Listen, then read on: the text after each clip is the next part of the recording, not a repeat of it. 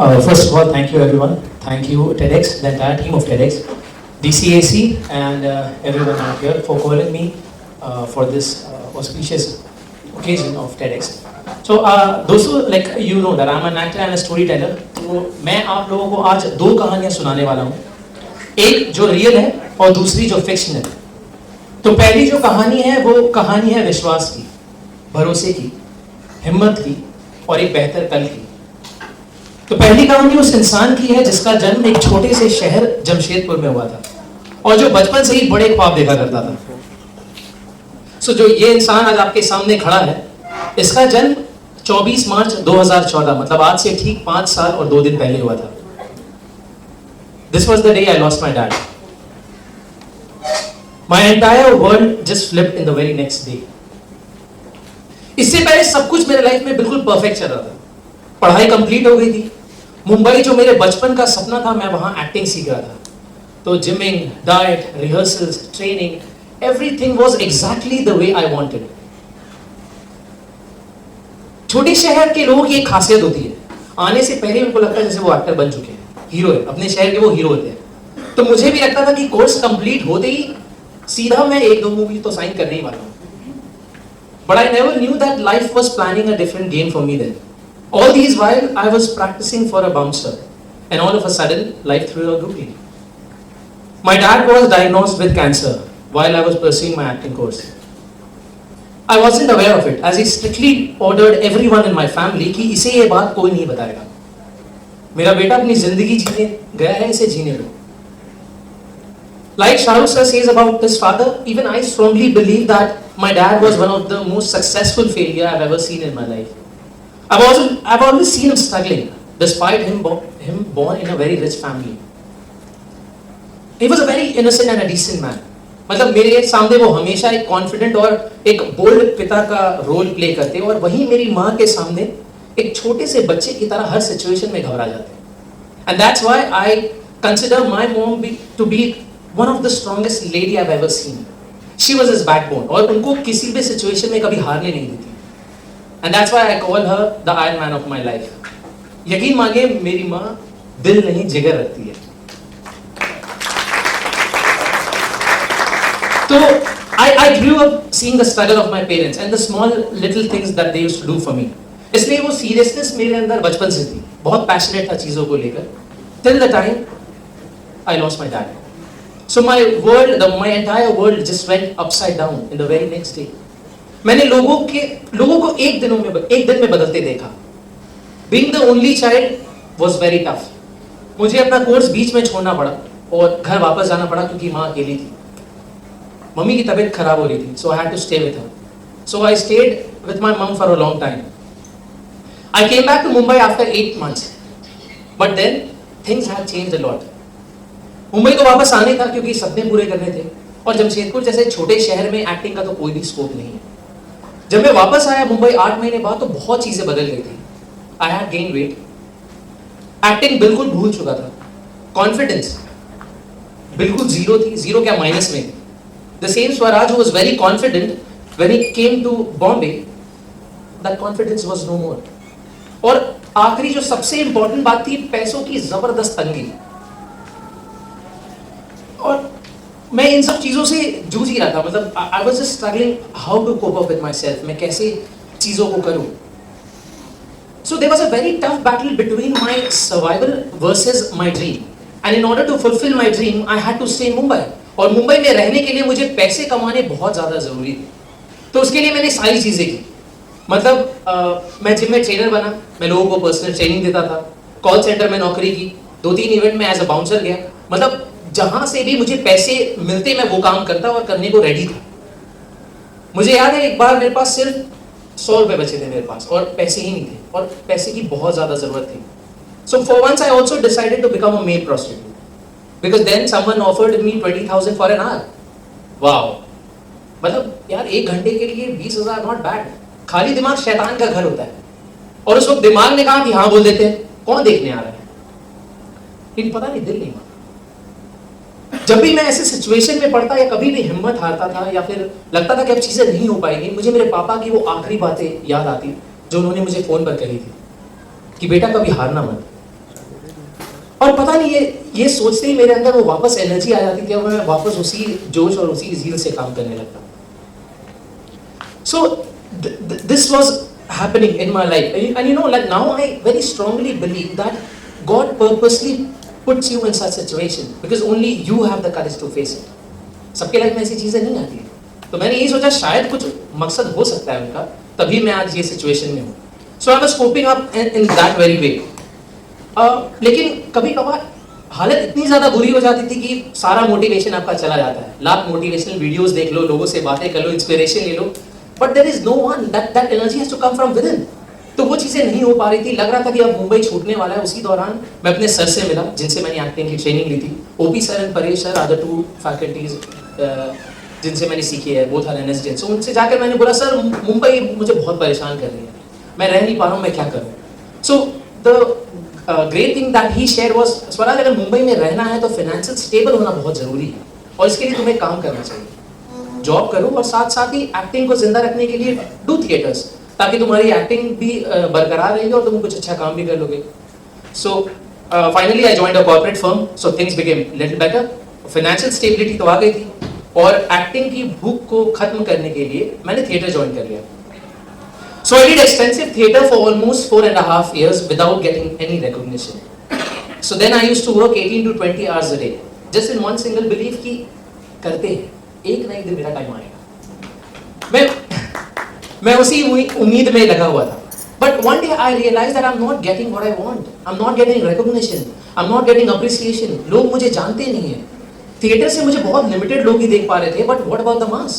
और माँ को घर में लोग अलग ताने करके परेशान कर रखे थे. इतने साल से है, 4-4.5 साल हो गए हैं, वापस बुला लो, अकेला है वो, आप यहाँ पे अकेले हो, शादी करवा दो. So many things were there. And then finally I decide to meet my angel.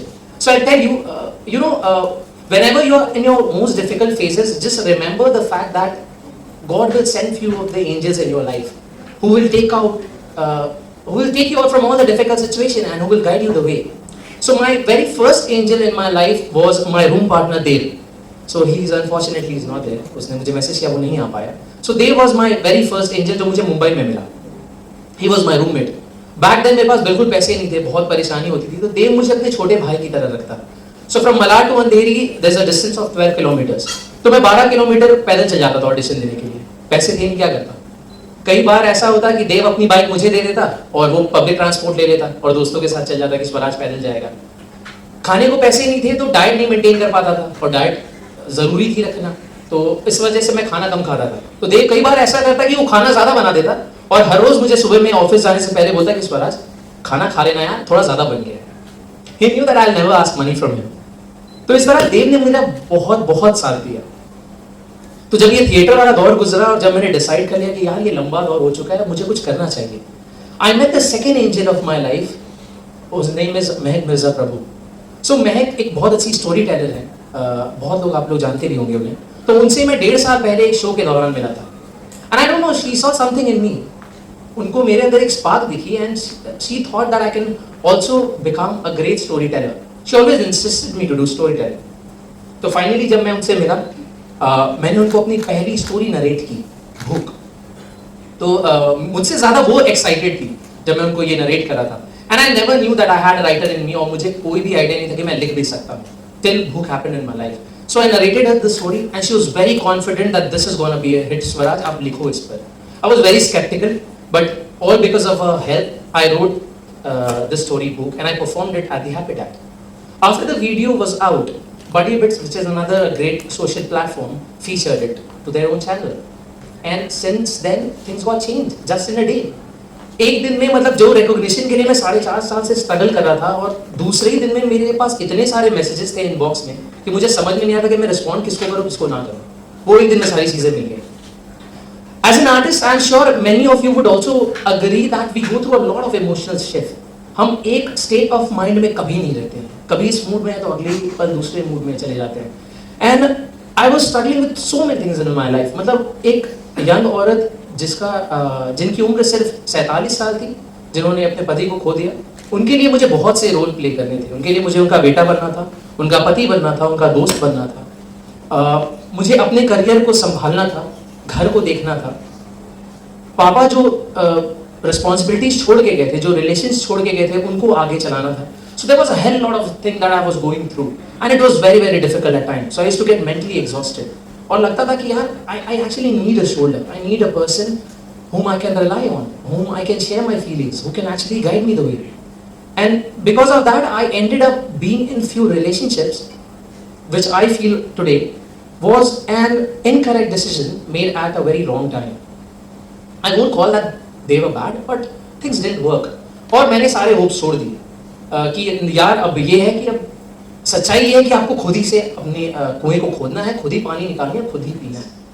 So you know what I feel right now is things will happen at the right moment, at the right time. You just have to be persistent, focused, and very important, loyal with your own self. So today what I want to share with you guys is just strongly believe in yourself. अपने आप में भरोसा रखना बहुत जरूरी है. And always believe in a better tomorrow, because the winter is still coming. Thank you. तो दोस्तों ये तो होगी मेरी पहली कहानी जो मेरी रियल. सेकंड सुनाता हूँ आपको फिक्शनल, जो कि है भूख, जिससे मुझे रिकॉग्निशन मिली. और भूख जो है वो कहानी कहीं ना कहीं मेरे रियल लाइफ से भी इंस्पायर्ड है, जब मुझे खाने को दिक्कत होती थी और मैं कैसे स्ट्रगल करता था. तो ये उसकी कहानी है. आइए आप लोगों को भूख सुनाता हूँ. ये कहानी है नन्हे से मासूम प्रिंस की. 7 साल का नन्हा प्रिंस चिलचिलाती कड़ी धूप में भूखे प्यासे नंगे पांव चले जा रहा था. चलते चलते सड़क के किनारे उसे एक समोसा वाला दिखा. वो उसके पास जाकर खड़ा हो गया और एक तक तेल में डूबे गर्मा गर्म समोसे को देखने लगा. प्रिंस के मुंह में इतना पानी भर गया मानो किसी ने बांध खोल दी. कुछ देर देखने के बाद बड़ी हिम्मत करके धीमे स्वर में प्रिंस ने कहा, अंकल अंकल समोसा. समोसे वाले हट हट साला भिखारी कहकर बेचारे प्रिंस को वहां से भगा दिया. बेचारा भूखा प्रिंस वहां से निकल पड़ा. चलते चलते सड़क के किनारे उसे एक ढाबा दिखा जहां एक मां अपने बच्चे को खाना खिला रही थी. प्लेट में पनीर की सब्जी और रोटी देखकर प्रिंस की भूख और तेज हो गई. वो बच्चा खाना खाने से बार बार इनकार कर रहा था और इसकी मां जबरदस्ती उसे खाना खिलाने की कोशिश कर रही थी. चल मेरा अच्छा बेटा है ना, मेरा राजा बेटा ना, चल जल्दी से खा ले, जल्दी जल्दी जल्दी. ना बेटा जिद नहीं करते. अगर मेरा बेटा खाना नहीं खाएगा तो सुपरमैन जैसी बॉडी कैसे बनाएगा, है ना. चल जल्दी जल्दी जल्दी. Good boy.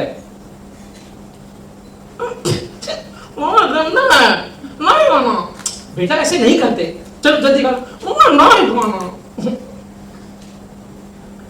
बच्चे ने मां का हाथ इतने जोर से झटका कि एक पनीर का टुकड़ा जमीन पर गिर गया. बड़ी कोशिशों के बाद जब बच्चे ने खाने से इनकार कर दिया तो वो औरत पैसे देकर अपने बच्चे को लेकर वहां से निकल पड़ी.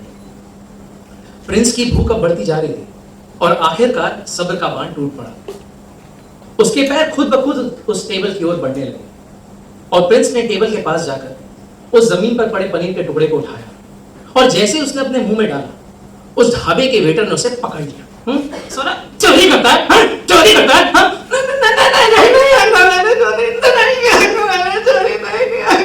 साला झूठ बोलता है. पप्पो प्लेट उठा. झूठ बोलता है.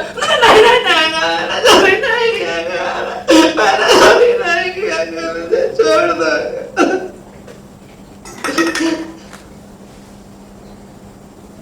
उस ढाबे के वेटर ने बेचारे प्रिंस की जमकर पिटाई कर दी. शाम को दर्द से कराता प्रिंस जब भूखे प्यासे घर लौटा तो अपनी आई की तस्वीर को देखकर रो पड़ा. प्रिंस रोज अपनी आई से बातें किया करता था और अपनी दिन भर की बातें उससे बताया करता था. आई तू कैसी है?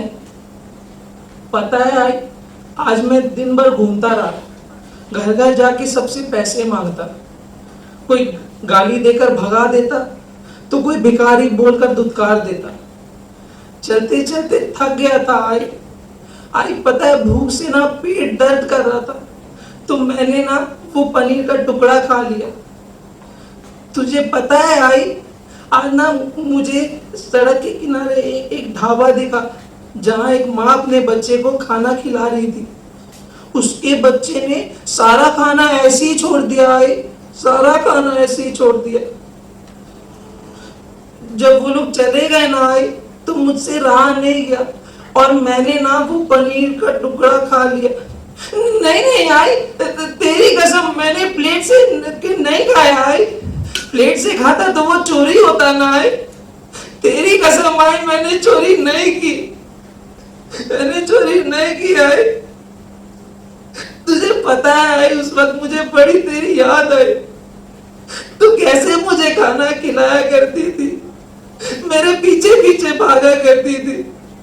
मुझे हर वक्त बोलती थी कि प्रिंस खाना नहीं छोड़ते, खाना छोड़ना बुरी बात, और जमीन पर पड़ी चीजें उठाकर नहीं खाते। तू खाना छोड़ता है ना, देखना तुझसे भगवान जी नाराज हो जाएंगे और मैं तुझे छोड़कर चली जाऊंगी। उस रात मैंने तेरी बात नहीं मानी थी ना आई, और मैंने सारा खाना ऐसे ही छोड़ दिया था। तू सच में मुझे छोड़कर चली गई ना आई। तू वापस आ जाना आई, तू वापस आ जाना। मैं कभी खाना नहीं फेंकूंगा आई, और नहीं कभी किसी को फेंकने दूंगा। तू बस वापस आ जाए।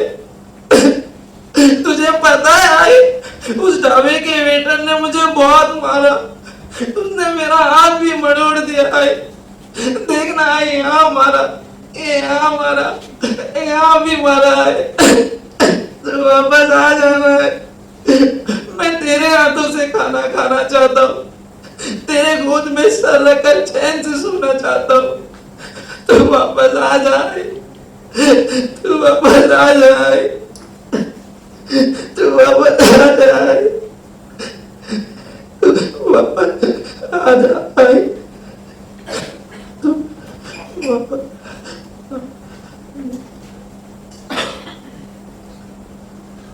ये बोलते बोलते बेचारा प्रिंस अपनी आय की तस्वीर के नीचे सो गया।